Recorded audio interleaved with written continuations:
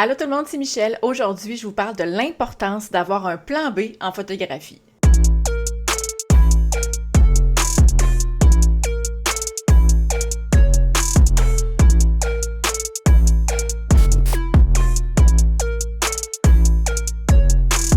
Ok, c'est vraiment intéressant parce que c'est pas pantoute ça que je voulais faire comme vidéo cette semaine. J'avais commencé à enregistrer un beau vidéo pour vous montrer comment je triais mes photos, comment je traitais mes photos, quelque chose de vraiment le fun, ok? J'étais en train d'enregistrer ça, j'étais comme une demi-heure dans mon enregistrement. À un moment donné, mon ordi plante.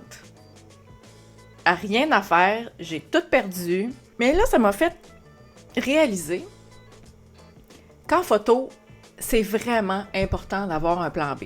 C'est le fun, la photographie, jusqu'au jour où il y a quelque chose qui marche pas. C'est pour ça que c'est important de toujours prévoir pour le pire. Quand je pars pour un photoshoot, j'ai 2 boîtiers avec moi. Premièrement, parce que je travaille toujours avec 2 boîtiers à la fois. Mais si je travaillais avec un seul boîtier, j'en aurais un autre dans mon sac, dans mon auto, prêt. Si jamais j'ai un problème avec celui que je suis en train de travailler, j'en ai un autre à backup.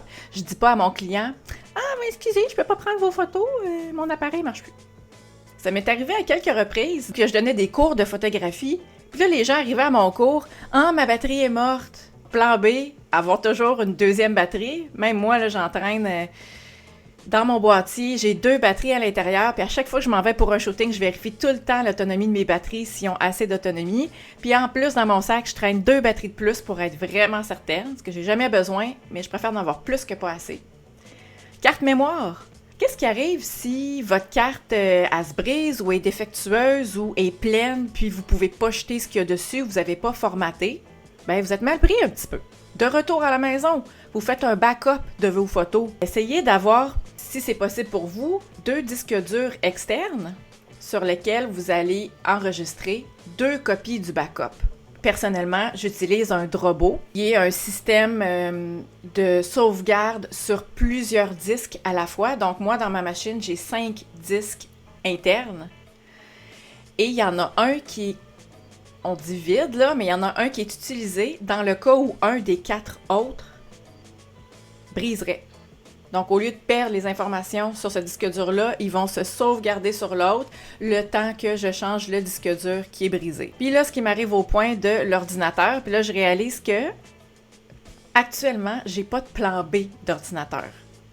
Si mon ordinateur que j'ai présentement, c'est un MacBook Pro 2015, fait qu'il commence à avoir un petit peu d'âge, il fonctionne bien, mais il est plus à toute épreuve. S'il décide qu'il plante ou qu'il brise, je suis vraiment dans la crotte. Le message que je voulais passer aujourd'hui, c'est ayez un plan B. Quand vous partez en shooting, amenez-vous une carte mémoire supplémentaire, amenez-vous une batterie supplémentaire, prévoyez d'avance, formatez votre carte mémoire, faites de la place, rechargez votre batterie, vérifiez si vos objectifs sont bien nettoyés. Essayez d'avoir 2 objectifs dans votre sac parce que si jamais le premier, vous l'échappez, il se brise, il ne fonctionne pas, mais vous pouvez continuer à prendre des photos avec l'autre objectif. Je pense que c'est pas juste dans la photographie que c'est utile d'avoir un plan B. On se revire de bord, hein? On fait avec ce qu'on peut. Merci beaucoup d'avoir été là. J'espère que la vidéo pourra vous éviter de vivre ce qui vient de m'arriver aujourd'hui. Et on se dit à la semaine prochaine pour une nouvelle vidéo. Bye! Dis bonjour à tout le monde. Henri, c'est mon café, ça. Excuse, l'écran va tomber. Est-ce que tu as quelque chose à rajouter? Coco, non!